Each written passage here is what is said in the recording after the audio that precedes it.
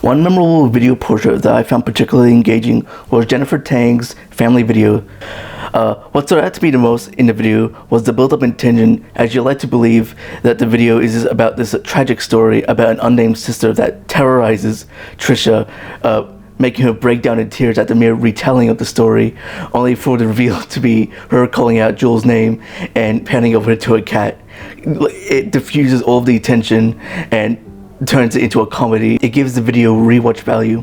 I was kind of torn between making a serious documentary or a jokey documentary. My dad took it upon himself to make it a comedic documentary. After having watched all of my classmates finish video portraits, what I would like to try differently is in choosing what kind of story I want to tell next.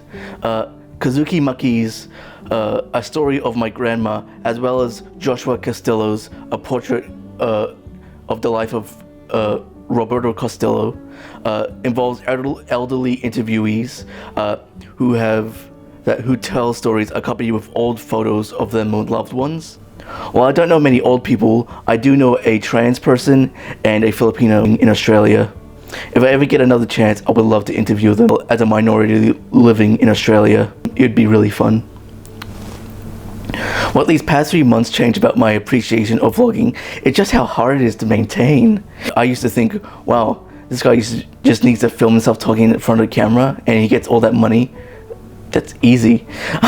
The first 6 weeks were really overwhelming for me. With vlog 5, the small art journey, I had originally planned to make this animated comic sequence, but eventually I just grew exhausted during the middle of it, and I had to deal with what was essentially a slideshow.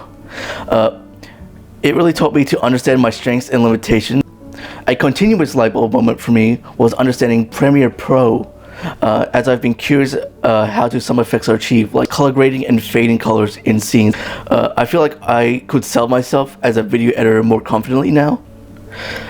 I've learned that my preferred way of learning is more suited to deadlines.